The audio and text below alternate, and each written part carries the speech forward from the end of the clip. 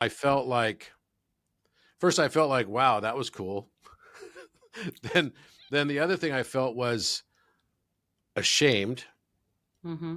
that I was bad, that I was going to be punished, and something strange was going to happen to me, like hair would grow on my palms or something, right? Who Mm-hmm. knows? Mm-hmm. And then I felt like I had something taken from me. Like I Right. felt a little victimized Mm-hmm. because then I couldn't have my first experience with a girl that I was in love with. And Be- I'm a romantic. So I had all these mixture of feelings why couldn't you have that the experience with the girl that was older than you? well it wouldn't no. I mean the thing is I was saying that my first time having sex wouldn't be with a single girl who was, similar in age to me, and we were both experiencing this act of vulnerability because it had been taken by these two girls who, Mm. kind of had their way with me, as it were. Mm-hmm. So I was never going to have it in the same way that I I kind of see. imagined. I You see. see what I I mean? understand. Yes. Was it touching or was it just like showing and No, no, it became everything. It became all of it. Yeah, okay. it was the whole thing. I was not 12, not even 12 yet. Mm-hmm. So it had a much bigger scar on me than I ever imagined. Mm-hmm. And so I didn't even really recognize that until, I'd say relatively recently. And someone who kind of works in this field was like, you need to recreate this Mm-hmm. and have the outcome be different, and you need to give consent. Mm-hmm. Mm-hmm. And I have to say, and while we didn't have it wasn't like a full sex act type of thing. The whole thing was reenacted, and it had a huge impact, Mm-hmm.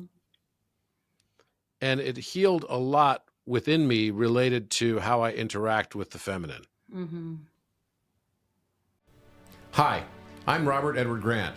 I invite you to explore my transformative books, Philomath and Polymath, each designed to expand your understanding of the world and ourselves. In Philomath, which means lover of learning, discover how mathematics weaves together physics, music, and prime number theory, revealing the universe's interconnected nature. It's more than a book, it's an enlightening voyage. Polymath builds on Philomath's insights, exploring the genius of thinkers like Pythagoras and Da Vinci, who used geometry to revolutionize science, art, and governance. Rediscover the polymathic roots that sparked past ages of enlightenment. Join me on this journey as well. Visit robertedwardgrant.com to get your copies today. Let's foster a new era of enlightenment and collaboration for a brighter future. That's really amazing you sharing this. So it definitely had a huge, I mean, I gave my permission, and, they got to act it out. And it was kind of fun to act out. I'm not going to lie. Mm-hmm. It was interesting, but it transmuted the whole experience. And then I realized that what I thought was like something that kind of screwed me up at an early age actually turned out to be part of my soul alchemy. Yes. Mm-hmm. Yes. So It's when you that's. start to turn pain Mhm. into purpose that you actually start to find the alchemical journey that you're here to find. Mm.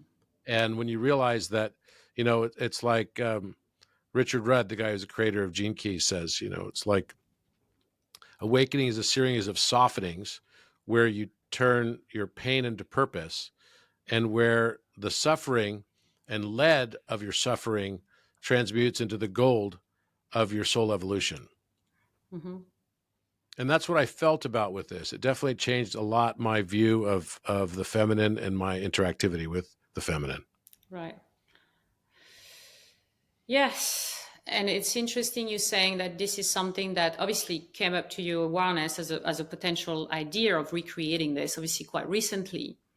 Hmm. Because again, there is a wonderful book I think you will enjoy reading called The Erotic Mind. And it actually is where I got all of this understanding and how I realized also same thing. Something happened to me when I was young with my father.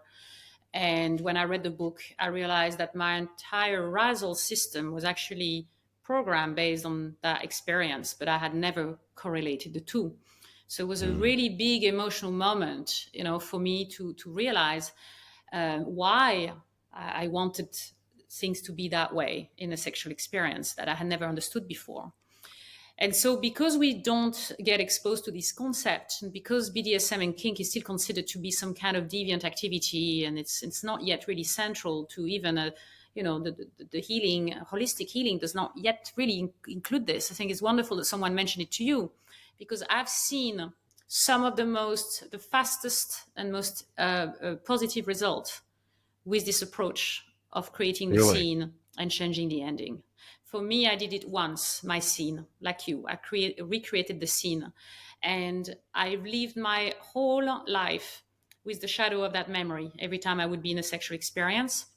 And by creating purposely, intentionally, and inviting that energy back into a stage experience, that memory disappeared forever, and it never came after that, which is something that takes like years and years and years of psychotherapy. And this goes back to one of my main area of focus and interest, which is the idea that trauma isn't psychoanalytic.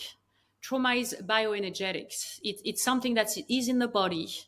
It's something that needs to be relived as an experience so that the nervous system can release what it's been holding to protect you. And unless you have the safety of a container, of the scene you're creating, of the goodness of the people you're doing it with, the nervous system won't let go. And you will basically be holding on to this blockage for forever after. A lot of people, sexual trauma is such a prevalent issue in our society that is so rarely discussed and so rarely addressed. And by sexual trauma, what happened to you, what happened to me, it's not just the classic case that we think about. Very often it's a child a little bit older than you. It's that, and it still has the impact, because as you say, the sentiment that something was taken from you. And that's what you need to bring back, so that you can feel in unity with yourself, that piece that was taken from you. So a lot of the time, the sexual, the conditioning of a sexuality, our pleasure, and our ability to fully surrender is held back by early childhood experiences that, are not even identified as trauma until we look at it under this lens and simply